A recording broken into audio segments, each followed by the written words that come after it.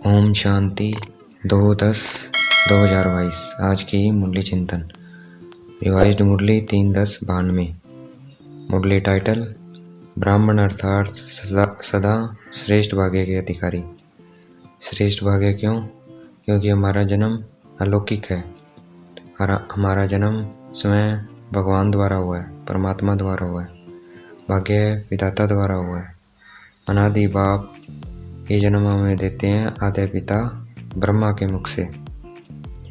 जब हम अपने श्रेष्ठ भाग्य को सदा याद रखेंगे तो सदा खुशी में रहेंगे। सिर्फ ये याद कि हमारा श्रेष्ठ भाग्य दिमाग तक नहीं रखना है, ये हमारे चेहरे और चलन में भी प्रत्यक्ष होना चाहिए।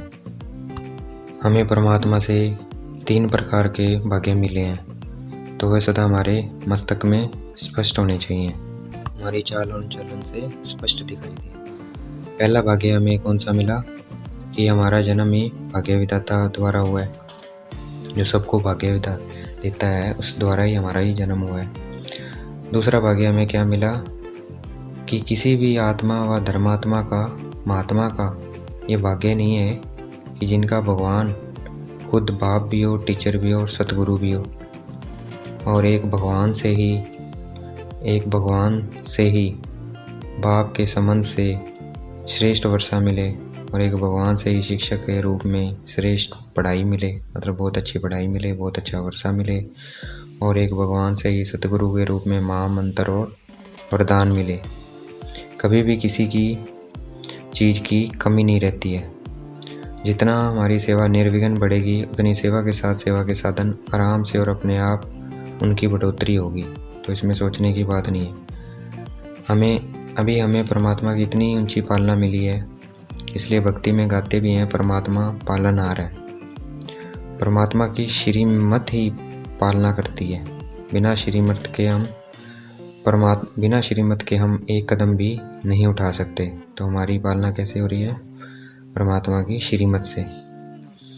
परमात्मा की पालना हमें सिर्फ इस संगम युग पर मिलती है, सतयुग में नहीं मिलती है। सतयुग में क्या होती है? दैवी पालना होती है। अभी हमें कौन सी पालना मिल रही है? परमात्मा पालना। जिन्हों में दुनिया की उम्मीद नहीं है उनको शिव बाबा उम्मीदवार बनाते हैं। भगवान सिर्फ पढ़ाते नहीं हैं, दुनिया की सबसे ऊंची पोजीशन का लक्ष्य भी देते हैं। दुनिया में जो सबसे ऊंची पोजीशंस है, प्रेसिडेंट की, प्राइम मिनिस्टर की, फिलोसोफर की, चेयरमैन की, डायरेक्टर की, बड़े से बड़े ऑफिसर की, उनसे भी ऊंची हमें पोजीशन देते हैं शिव बाबा। परमात्मा जो हमें श्रेष्ठ पोजीशन देते हैं वह 21 जन्म चलती है, और दुनिया की जो पोजीशन है वो एक पोजीशन, कोई उसकी गारंटी भी नहीं है, और वो 1 जन्म चलती है। और परमात्मा से जो हमें पोजीशन मिलती है, श्रेष्ठ पोजीशन, उसकी गारंटी भी है और वो 21 जन्म चलती है। तो बाबा कहते हैं हमें 21 जन्मों का श्रेष्ठ भाग्य मिल रहा है। तो हमारी वो चाल से पता चलना चाहिए, क्योंकि चाल से ही मनुष्य के हाल का पता लगता है। हमारी साधारणता में महानता दिखाई दे। आज हमारे जड़ चित्र देखो, आज हमारे जड़ चित्र देवी देवताओं की जो मूर्ति हैं वो महानता का अनुभव करवाती है। लोग उसके आगे सिर झुकाते हैं। वे जानते भी हैं मूर्तियाँ वास्तव में नारायण व राम आदि नहीं हैं, बनावटी हैं। फिर भी देखो वह क्या है, मूर्तियों के उनकी महानता के लिए सिर झुकाते हैं। मूर्तियों को नहीं जगाते, उनकी महानता के लिए सिर झुकाते हैं, नमन पूजन करते हैं। और हम तो चैतन्य में देव देवियों की आत्माएं हैं, देव देवताओं की आत्माएं हैं। तो हम आत्माओं में कितनी महानता की अनुभूति होनी चाहिए लोगों को। जब जड़ चित्रों से इतनी अनुभूति हो रही है तो हमसे कितनी अनुभूति होनी चाहिए। हमारा ये भाग्य मनुष्य लोग मन से अनुभव करें और खुशी से नाचें। दुनिया में पढ़ाई सोर्स ऑफ इनकम थोड़ी सी 1 जन्म का सोर्स ऑफ इनकम है दुनिया की पढ़ाई से, और यहाँ सोर्स ऑफ इनकम मिलता है 21 जन्मों के लिए इस पढ़ाई से। उनका हिसाब किताब लाखों करोड़ों में, और हमारा हिसाब किताब कदमों में पदम। तो हमें चेक करना है सारे दिन में कि कितने कदम उठाती हूँ और कितने पदम जमा करता हूँ। मैं कितने कदम उठाता हूँ और कितने पदमों के जमा करता हूँ, तो हमें चेक करना है। तो ऐसा भाग्य हमें सदा याद रहे और हमारा मस्तक पर चमकता रहे। ऐसे नहीं सोचना है कभी कि ब्रह्मा कुमार बन गए हैं तो भगवान के बच्चे बन गए हैं तो सब हो जाएगा। नहीं, ब्रह्मा कुमार कुमारी अर्थात मौत से मोहब्बत की जीवन जीने वाले, मजबूरी से जीवन जीने वाले नहीं। मौज से मोहब्बत की जीवन जीने वाले। तीसरा भाग्य क्या मिला? सतगुरु से महामंत्र मिला कि योगी बनो, पवित्र बनो। जन्मते ही अर्थात भगवान का बच्चा बनते ही हमें यह महामंत्र मिलता है और ये ही चाबी है सर्व प्राप्तियों की, सर्व खजानों, जितने भी खजाने हैं दुनिया उनके प्राप्ति की चाबी यही है। अगर योगी और पवित्र जीवन नहीं है तो सब प्राप्तियों के अधिकारी होते हुए भी अधिकारी की अनुभूति नहीं होगी। अगर योगी और पवित्र जीवन नहीं है, सब हम अधिकारी होते हुए भी सब खजानों के, तो हमें उनके अनुभूति नहीं होगी, महसूसता फील नहीं कर सकेंगे। इसलिए ये महामंत्र सारे खजानों की अनुभूति की चाबी है। कौन सा? योगी और पवित्र जीवन। ये चाबी जन्म के साथ सतगुरु से सबको मिलती है। इसलिए इन खजानों की अनुभूति लेना ना लेना अब हमारे हाथ में है। इस महामंत्र के साथ हमें सतगुरु से वरदान भी मिले हैं, तो हमें कितने भाग्यवान हैं। पढ़ाई भी है, वर्षा भी है, महामंत्र की चाबी भी है और वरदानों की खान भी है।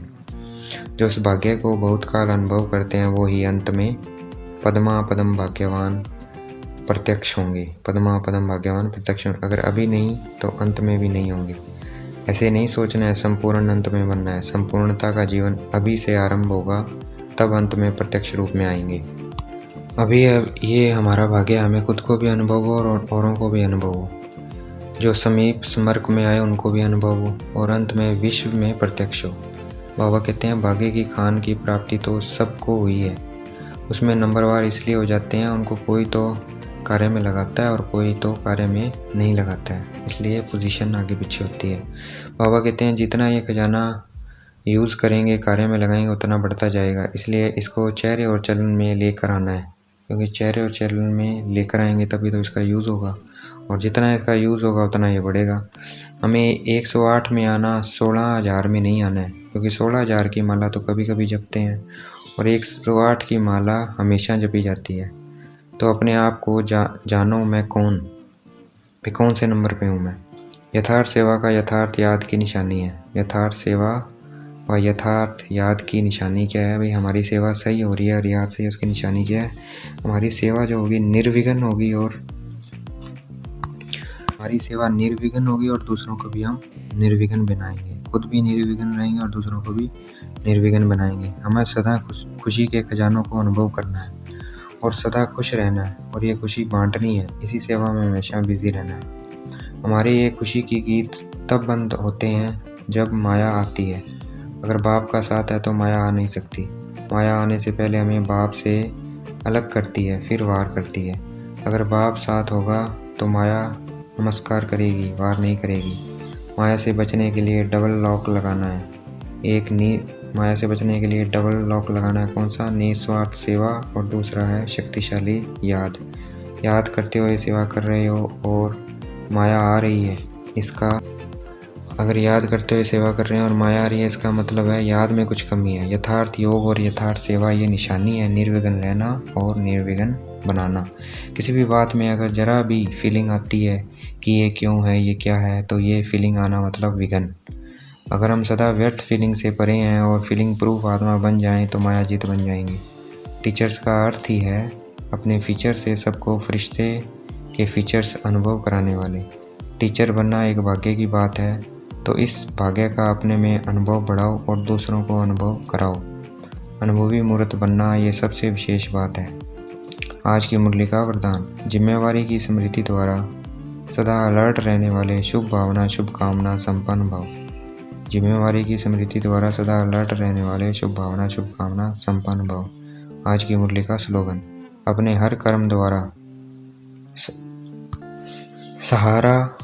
सहारे दाता बाप को प्रत्यक्ष करो तो अनेक आत्माओं को किनारा मिल जाएगा। अपने हर कर्म द्वारा सहारे दाता बाप को प्रत्यक्ष करो तो अनेक आत्माओं को किनारा मिल जाएगा। अच्छा, ओम शांति। शुक्रिया मेरे बाबा, शुक्रिया।